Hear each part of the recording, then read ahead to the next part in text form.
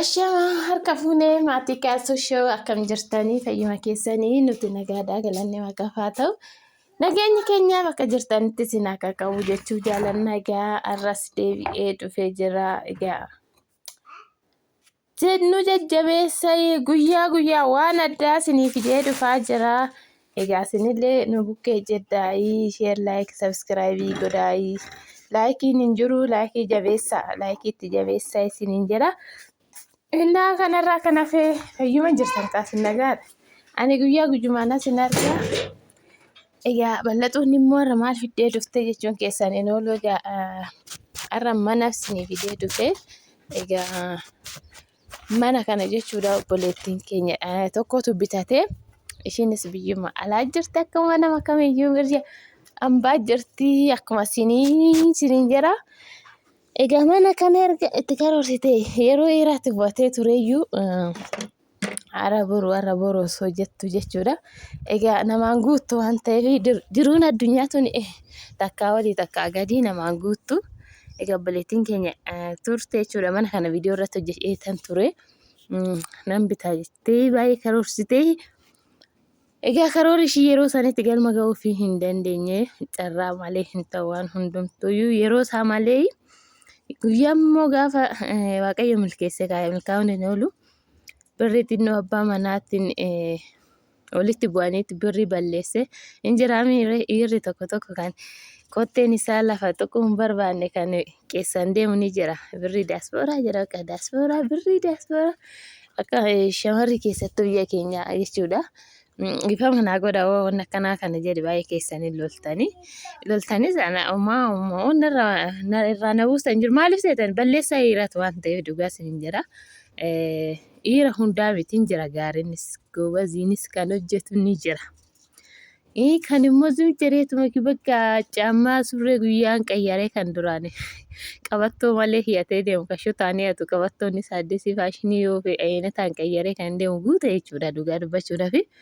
Hin beektu obboleettiin keenya viidiyoo ishii mana ishiin argite abbaa manaa ishii ba'uun baay'ee irraan nu ga'e jechuudha nuuyyuu jechuudha balaa mana kanaatitti ishiin birrii waggaa sadiitti argatte birrii san inni qileen balleessitaan ittiin qabaatan dubartiidhaan asii achi oofaa. Taan ammoo iyyuu bakka ittiin nyaata ittiin dhugaa dubartii. Kanaaf egaa birrii waggaa sadii bishaan gannam'ee go'ee. Bishaan gannam'ee deebi'ee narama waan ta'eef kanaaf amma kinoo milkooftee ergasii walitti qabattee kaan qubii seentee kaan immoo hiriyoota ishiitirraa walitti fuffattee nan darbattee mana bareedaa kana buuta bareeda manarra immoo iddoon isaa meelaalaa akkatti bareedu abukaadoo qabaa buna qabaa waan hin jiru soo bakka gibbii kana jechuun waan anaayyuu na hawwisiise mana kiyyatti dhiyaata waan hin jiru siniin jira. Egaa meeqanoo bitatte bareedaadha dhugaa dubbachuudhaaf gatiin gizee kan dubbanne jechuudha. Abbaan namicha nama jechuun namni tokko gaariin isuma jira. Gaariin irra caalli du'e lafa jala jira. Kan lafa kanarras jiruma jira.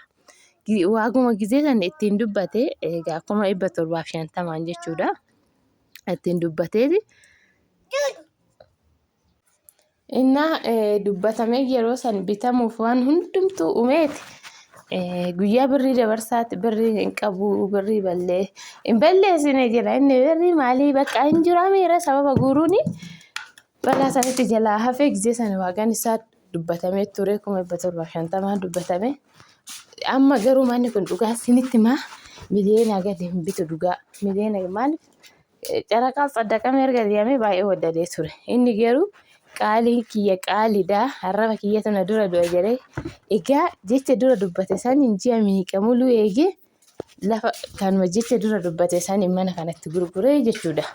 Ani keessan deebi'uu birrii nyaatanii fixan malee nyaatanii fixanii annaa nyaattee na fixumoo akkas waan tokko mammaake garuu egaa naafiyyuu nama jechuunis ni jira.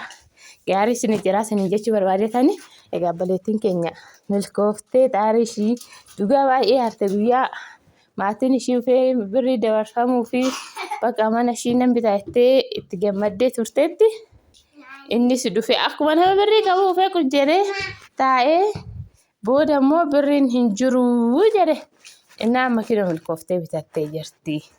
Birrii hafe immoo xinnoo irratti hafee egaa rakkoo qabu gisee argattetti nan kaffaletti ishii jedhani.